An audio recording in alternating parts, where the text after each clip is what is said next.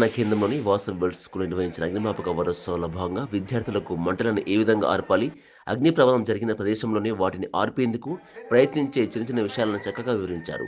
అదేవిధంగా నీటిలో జరిగే ప్రమాదాల గురించి, ఒక వ్యక్తి నీటిలో మునిగిపోతున్నప్పుడు ఏ రకంగా రక్షించాలో తెలియజేశారు. ప్రత్యేకంగా స్కూల్లో అగ్ని ప్రమాదం జరిగినప్పుడు ఫైర్ అలారం ఎలా ఉపయోగించాలో వివరించారు. ఈ కార్యక్రమంలో పాఠశాల కార్యదర్శి Jagadish Reddy, principal Jaila Johnson, incharge SFO Lajalingam, DOP Subhash, Shankar, ఫైర్మెన్లు ఫిర్దోసి, సునీల్, చిన్నయ్య, సాయన్న ఉపాధ్యాయులు మరియు విద్యార్థులు పాల్గొన్నారు.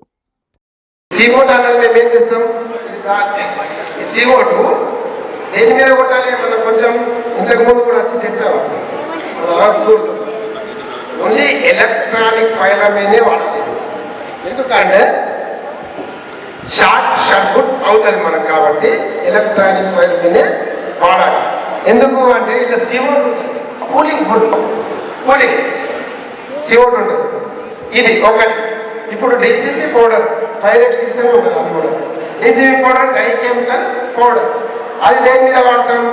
ఇప్పుడు ఒక ఉదాహరణ, కంప్యూటర్స్ బాగున్నాయి, వచ్చి వాటర్ కొట్టేసినాం అనుకో, ఎట్లుంటుంది? షార్ట్ సర్క్యూట్ అవుతుంది. ఇంకా నేను పక్కన ఉన్న కంప్యూటర్ కూడా ఖరాబ్ అయిపోతుంది, అవునా? చెడిపోతుంది. ఎందుకు చెడిపోతుందంటే వాటర్ పోయింది అనుకో, 10 కంప్యూటర్లు ఖరాబ్ చేసి అవుతుంది. మరి ఒక కంప్యూటర్ కోసం ఆస్తి నష్టమైపోతుంది. కాబట్టి మేమేం చేస్తాం, దానికి డీసీపీ పౌడర్ ఫైర్ ఎక్స్టింగ్విషర్ మీ దగ్గర ఉన్నాయి, అవే అక్కడ ఉన్నాయి చూడండి. మీ ఫైల్స్ ఇంపార్టెంట్ అంటే మూల ఫైల్, ఇంకా వేరే ఇంకా అదర్స్, మీ సర్టిఫికెట్స్, సార్ వాళ్ళ ఫైల్స్, అవి ఇవన్నీ ఉంటాయి. ఒక ఫైల్ కాలుతుంది, ఒక ఫైల్ కాలుతున్న మీద వాటర్ కొట్టమంటాం, పక్క ఫైల్ కూడా చెడిపోయే అవకాశాలు ఉంటాయి. కాబట్టి అప్పుడు ఏం చేస్తాం?